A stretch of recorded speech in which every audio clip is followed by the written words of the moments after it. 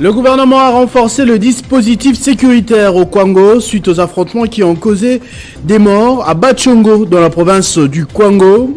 Le bilan fait état pour le moment d'au moins 11 morts à cause de cette intolérance qui a pris du volume dans la région. Résumé de l'affaire dans ce journal.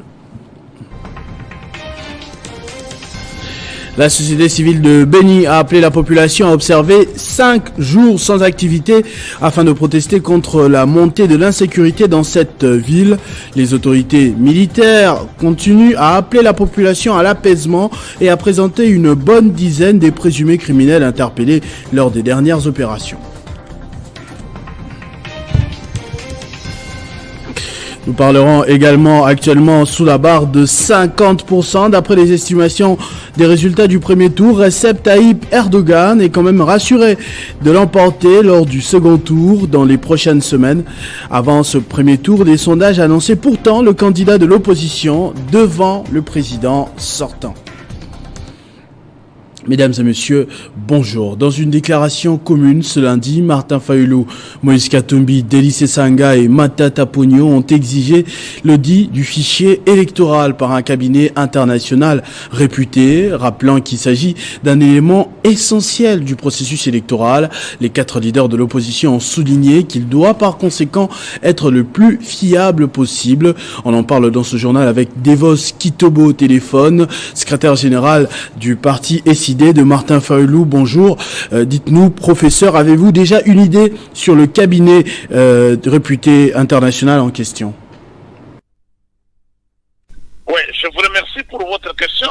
Nous n'avons pas un cabinet à décider à l'avance, même si nous connaissons tous les cabinets sérieux. C'est dont on a besoin. On a besoin d'un cabinet international certifié, ayant des compétences techniques avérées. Le cabinet international certifié doit être indépendant et neutre. Vous voyez, nous ne voulons pas recruter les amis et venir faire le copinage au niveau de la CENI et nous produire un fichier électoral tronqué et bourré de fictifs. Voilà pourquoi nous disons, il faut que ça soit retenu. Avant même que les cabinets internationaux crédibles commencent le travail, les parties prenantes doivent savoir.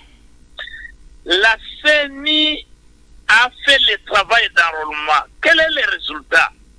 On nous balance un chiffre de 46 millions, quelques milliers d'électeurs. 46 millions. Mais ces 46 millions sont répartis comment dans les différents centres d'enregistrement? Il faut qu'on nous dise, la graphie n'a pas été donnée. On doit élucider les chiffres de 46 millions de personnes, bureau par bureau d'enregistrement, et que ça soit publié.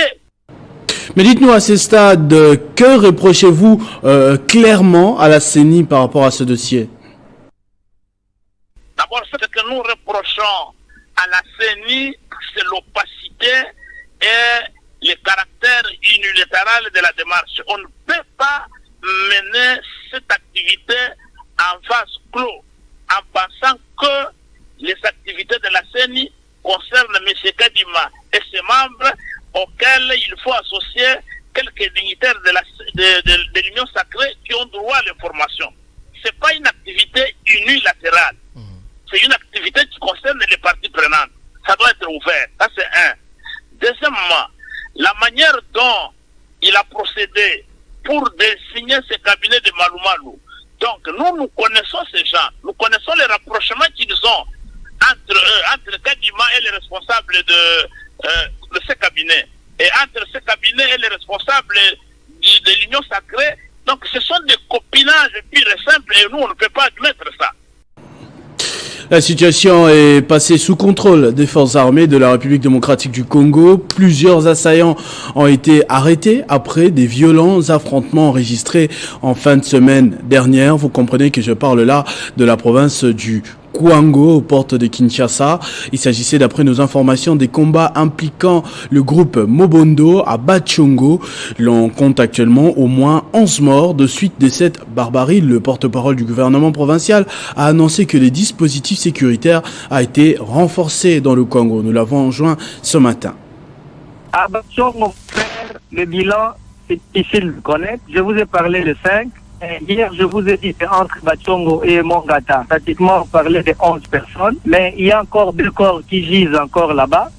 Selon les informations que je viens d'avoir, là, c'est des corps de civils qui est morts. On ne sait pas pourquoi ça traîne trop. Mais Bachongo est vidé. Donc, il n'y a même pas une seule personne. Tout le monde est en train de partir parce que quelque part, il y a eu des dérapages par rapport aux forces qui sont venues, qui ont visité quelques maisons. Ça, il faut le dire. Ça, c'est une chose à dénoncer. C'est pas normal.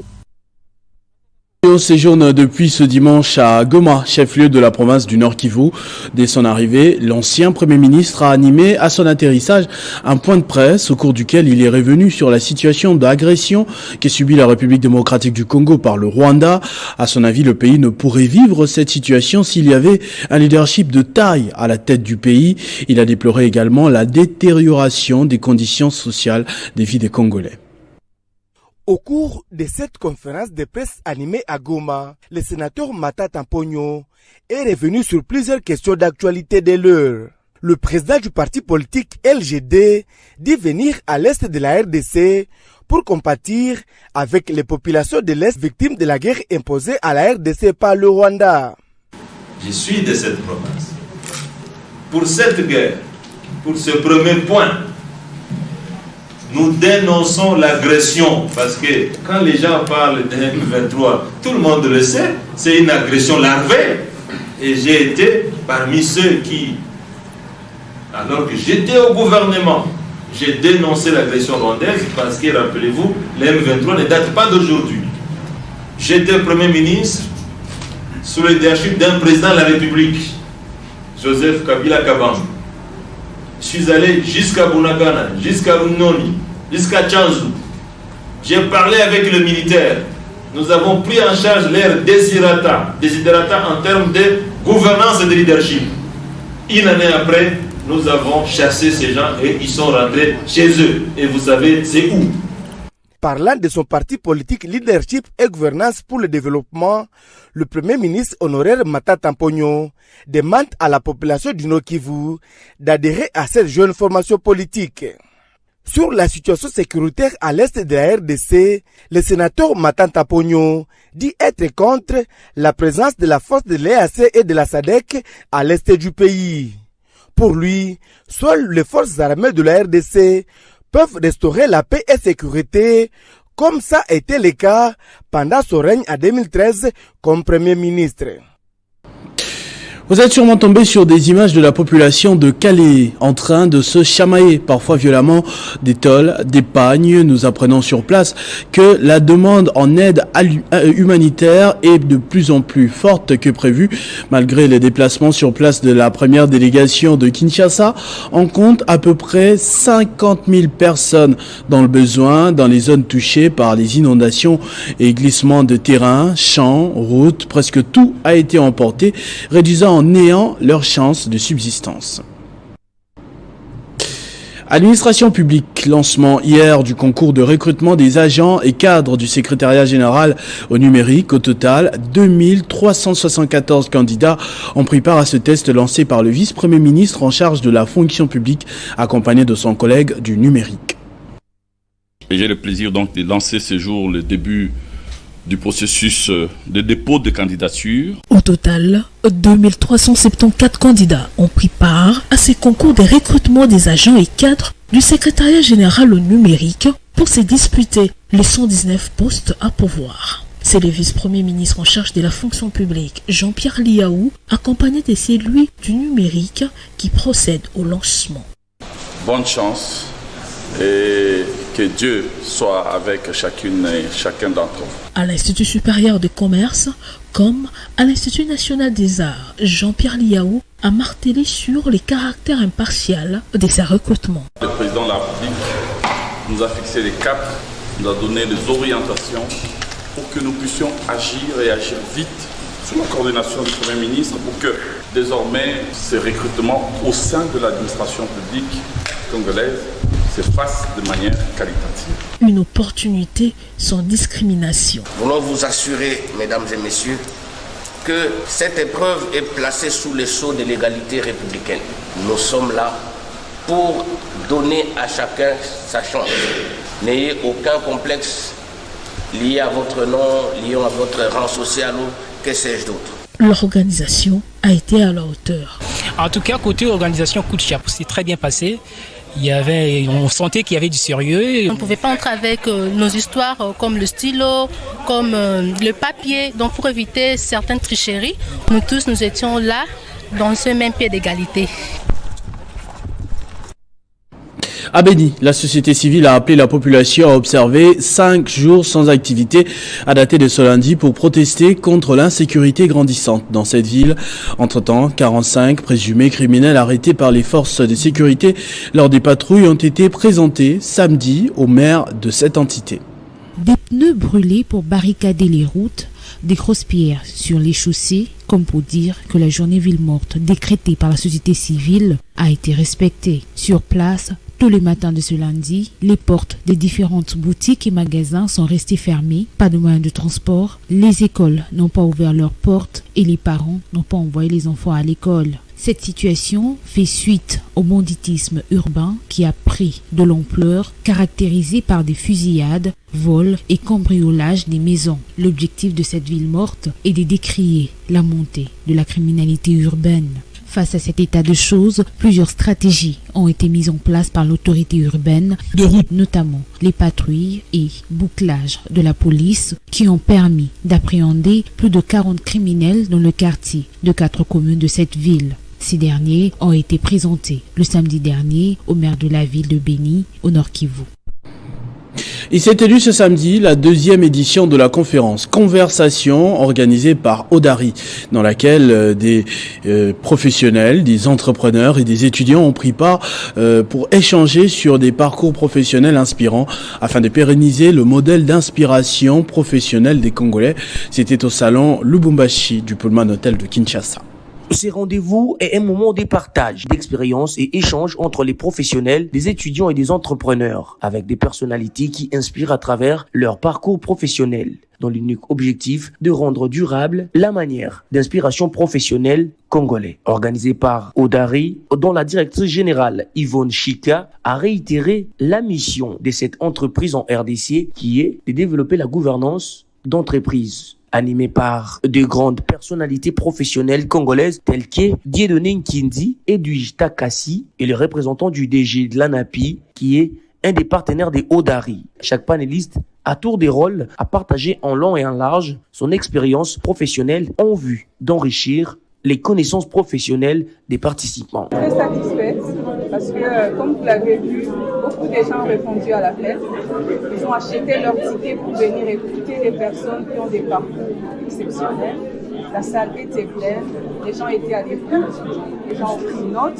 Et pour moi, c'était un parcours gagnant. Au-delà de l'homme acquis à l'université, il y a une formation professionnelle qu'on apprend au contact du monde professionnel. On ne va pas s'arrêter à cette forme de masterclass. On ira aussi dans des universités parler aux jeunes. On le fait déjà et on va continuer de le faire. La clôture de ces assises a été marquée par la remise des cadeaux aux panélistes qui ont été vivement remerciés par l'Assemblée. La chefferie de Kopa dans la province du Haut-Uélé peine à décoller faute des infrastructures adéquates. Cette partie du territoire de Niangara se sent isolée et en manque de moyens de communication des structures sanitaires et établissements scolaires dans les normes, d'où leur appel à l'aide adressée au gouvernement. C'est auprès du gouvernement de la République que s'adresse ces plaidoyers en vue des infrastructures dignes dans la chefferie des Kopa située en territoire de Niangara, au centre de la province du Haut-Uélé. Au nom des habitants, le chef de cette contrée, Dieudonné Lengendoulé, explique les différentes difficultés de cette chefferie, notamment le manque de structures sanitaires appropriées, la problématique de l'eau potable, cause de maladies hydriques. Il demande en outre la mécanisation du personnel de cette chefferie, la construction ou réhabilitation des bâtiments administratifs au détriment de ces derniers en état de délabrement très avancé, construit depuis 1958 par les Belges. Nous avons aussi des difficultés au niveau de l'eau, qu'on puisse aussi nous aider pour quand même nous puissions trouver de l'eau à boire. Parce que nos populations aillent dans des kilomètres, plus de 6 kilomètres pour trouver de l'eau à boire. Qu'on puisse nous aider parce que nous sommes très isolés. Pour la communication, vraiment, c'est difficile. Il n'y a même pas de réseau. Il n'y a même pas de fût-ce qu'un phone pour des communications. Vraiment, nous sommes très isolés. Une chefferie qui peine à avoir les minimums, où les habitants sont obligés de parcourir plus de 5 km pour avoir accès à l'eau, la même distance pour les établissements scolaires. Présidentielle en Turquie, nous ouvrons notre page internationale. Le chef de l'État sortant au pouvoir depuis 2 décennies, Recep Tayyip Erdogan, est actuellement en tête de la course. C'est ce que révèlent les derniers chiffres de l'agence presse turque Anadolu. Le pays se prépare cependant à un second tour. Nouveau rendez-vous qui est prévu pour le 28 mai prochain. Après celui du dimanche 14 mai, un nouveau rendez-vous de la présidentielle en Turquie est prévu pour le 28 mai, alors que le président sortant Recep Tayyip Erdogan, au pouvoir depuis 2 décennies, est crédité d'un score au premier tour plus important qu'anticipé, mais insuffisant pour l'emporter face à son rival. Après déploiement de près de 97% des bulletins, Recep Tayyip Erdogan est crédité de 49,39% des suffrages contre 44,92% pour Kemal, le candidat unique des 6 mouvements d'opposition, selon les résultats préliminaires rapportés par l'agence presse officielle Anatolie. Les 2 prétendants à la présidence se disent tous 2 à mesure de l'emporter à l'issue du scrutin de dimanche 28 mai qui semble désormais avéré. Selon les systèmes électoraux de ces pays, le président de la Turquie est élu au scrutin uninominal majoritaire à 2 tours pour un mandat de 5 ans renouvelable une seule fois. Pour être élu, un candidat doit recueillir la majorité absolue des suffrages exprimés au premier tour. On va ouvrir notre page sportive. Sachez qu'il ne reste plus que 74 jours pour le go des 9e Jeux de la francophonie. Les fédérations concernées se rangent déjà en ordre de bataille. En football, le Maroc affrontera le Sénégal. Oui, encore le Sénégal en finale de la CAN U17. On va faire le point avec le traditionnel Christian Boukaya qui va me rejoindre de l'autre côté du plateau. Bonjour et bienvenue. Me voici Christopher. Bonjour, merci beaucoup.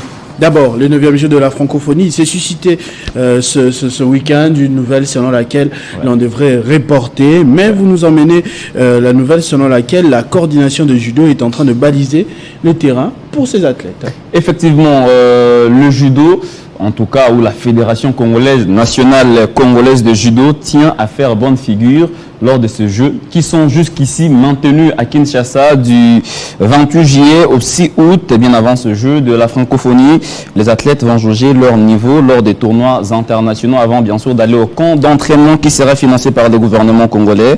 Le précision avec maître Nicolas Lianza qui est le coordonnateur de judo.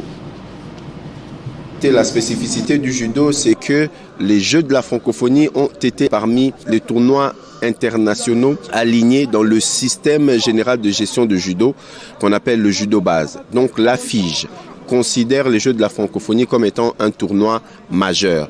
Voilà pourquoi le judo congolais qui est représenté par la coordination, qui est le seul mandataire habilité à inscrire les athlètes, habilité à représenter la Fédération internationale du judo au Congo, est en train de prendre en charge ces disciplines. Pour nous, c'est une double responsabilité, à la fois étatique sur le plan national en tant que représentant de la Fédération internationale. La RDC Judo est en train de revenir dans la scène internationale. Il faudrait retenir que dans le cadre des préparatifs des Jeux de la francophonie, nous avons 2 grandes phases. La première phase, ce sont les différents tournois internationaux qualificatifs des différents rencontres internationaux, notamment de la francophonie. C'est dans ce cadre que les léopards judo, dames et hommes seniors et juniors ont participé cette année à plusieurs compétitions. Nous sommes allés en Alger, nous sommes allés à Douala, nous sommes allés à Antalya pour ceux qui sont à l'international, nous sommes allés à Tunis pour ceux qui sont à l'international. Ces différentes compétitions préparent nos athlètes à la compétition tant attendue de cette année qui sont les Jeux de la francophonie. On va parler également, comme je le disais tout à l'heure, du succès du Maroc du Sénégal, dans le continent, qui sera défié par le Maroc dans la CAN U17. Effectivement, Christopher Ochokoum, ce sera une bataille des lionceaux en finale. Ce sera bien sûr ce vendredi. Les Sénégalais ont écarté de la course les étalons du Burkina Faso à l'issue de la séance des tirs au but au temps réglementaire. Les scores étaient d'un but partout. Les Sénégal va ensuite s'imposer au tir au but 5-4 et c'était pratiquement le même scénario lors du match mettant aux prises le Maroc aux aigles du Mali. Les Marocains ont aussi éjecté le Mali à l'issue de la séance de tir au but au temps réglementaire. Le score était des 0 buts partout. Donc on prend rendez-vous pour ce vendredi pour suivre bien évidemment cette belle finale entre les lionceaux de l'Atlas et les lionceaux de la Teranga du Sénégal. Une bagarre des lionceaux. Effectivement. Ligue des champions de la CAF, Al Ahly a pris une très belle option pour la qualification en finale. Oui, les rouges et blancs ont étrillé l'espérance sportive de Tunis vendredi lors de la demi-finale aller jouée bien sûr à Tunis et se mettent ainsi sur les eaux paisibles avant bien sûr d'aborder la manche retour. Les artisans de ces succès du côté d'Al Ahly s'appellent Percy Tao qui a signé au passage un doublé et l'autre but était bien sûr l'œuvre de Mamadou Karaba. Dans l'autre demi-finale jouée au Maroc, les Wydad Athlétique de Casablanca et Mamelodi Sundowns se sont quittés à force égale, soit sur le score des 0 buts partout. Elle est terminée, je vous en rappelle tout de suite les principaux titres. Le gouvernement a renforcé les dispositifs sécuritaires au Kwango suite aux affrontements qui ont causé des morts à Bachongo dans la province. Le bilan fait état pour le moment d'au moins 11 morts à cause de cette intolérance qui a pris du volume dans la région. Vous avez suivi un résumé dans ce journal. La société civile de Béni a appelé la population à observer 5 jours sans activité afin de protester contre la montée de l'insécurité dans cette ville. Les autorités militaires continuent à appeler la population à l'apaisement et à présenter une bonne dizaine des présumés criminels interpellés lors des dernières opérations. En international, vous avez suivi sous la barre de 50%. D'après les estimations des résultats du premier tour, Recep Tayyip Erdogan est quand même rassuré de remporter lors du second tour ses élections la semaine prochaine. Avant ce premier tour, des sondages annonçaient pourtant le candidat de l'opposition devant le président sortant. Ne nous quittez pas dans quelques petites secondes, ce sera la revue de presse de Benjamin Moudiata.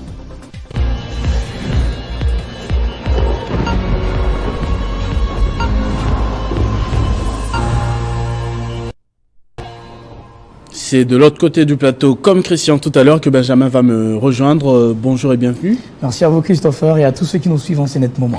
Coopération militaire entre la RDC et l'Indonésie. Les tabloïds parlent d'un nouveau vent à la défense en gestation. Exactement Christopher, c'est dans le souci de la réforme dans le secteur de la défense et la montée en puissance de l'armée congolaise que une lettre, n'est-ce pas, a été conjointement signée jeudi à Jakarta en vue de la coopération militaire entre la République démocratique du Congo et l'Indonésie, nous rapporte le média en ligne Politico.cd dans son article titré « La République démocratique du Congo et l'Indonésie signent une lettre d'intention pour la coopération militaire » pour le média en ligne Actualité.cd qui titre « La RDC regarde du côté de l'Indonésie pour renforcer son système sécuritaire ». Ce média affirme que plusieurs axes de la coopération militaire étaient au menu des échanges. Il y a notamment la formation et l'échange des expériences entre les experts en matière militaire.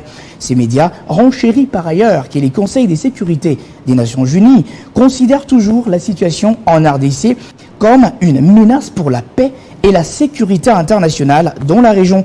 Il attend du gouvernement congolais et au plus tard le 31 mai 2023 un rapport confidentiel détaillant ses efforts pour assurer la sécurité dans la région, les stockages et la surveillance et la sûreté bien sûr des stocks d'armes et des munitions. Mediacongo.net de son côté souligne que à cette occasion, Jean-Pierre Bemba a demandé à l'Indonésie d'accepter que les jeunes officiers, cadets et étudiants soient formés aux universités de défense et dans les académies militaires indonésiennes. Mediacongo.net a renchéri Christopher que le but de cette visite était de faire connaissance avec l'industrie de la défense détenue par l'Indonésie et ouvrir des opportunités de coopération entre la République démocratique du Congo et l'Indonésie. Deuxième sujet, le processus électoral, naturellement. Vous parlez des tabloïds qui ont évoqué les enjeux liés absolument à son aboutissement. Que disent-ils? Bien sûr, Christopher, comme vous l'avez dit, le processus électoral et ses enjeux ont aussi intéressé les tabloïds parus ce lundi à Kinshasa. Tout est parti de l'annonce, indique le média en ligne Casse Info, du début de l'audit externe du fichier électoral. Dans son article titré « Respect du calendrier électoral, les travaux de l'audit externe du fichier débutent ce lundi ». Dans ses colonnes intérieures, ce média précise que cette annonce a été faite par le bureau de la CENI lui-même à l'issue d'une réunion organisée le samedi 13 mai à Kinshasa dans la classe politique. Les avis sont largement partagés, Christopher, comme celui de l'ancien président de la CENI, Corneille Nangaa, pour qui la CENI ne joue pas franc jeu. Propos épinglés par Mediacongo.net qui a titré « CENI Nangaa tacle Kadima, le fichier de 46 millions d'électeurs n'est que de la poudre aux yeux ».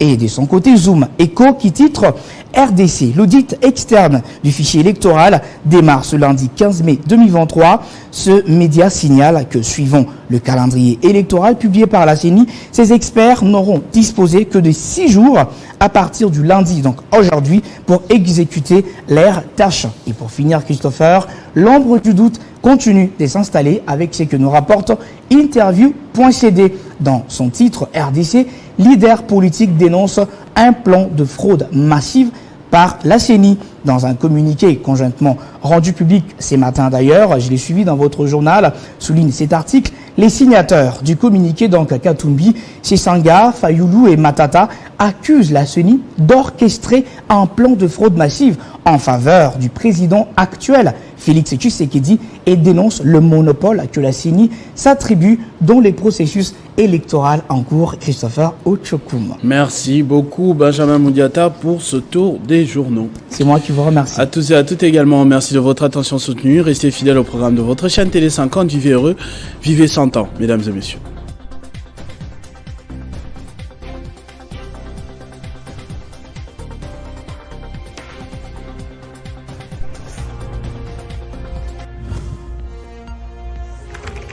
L'actualité reste à continuer.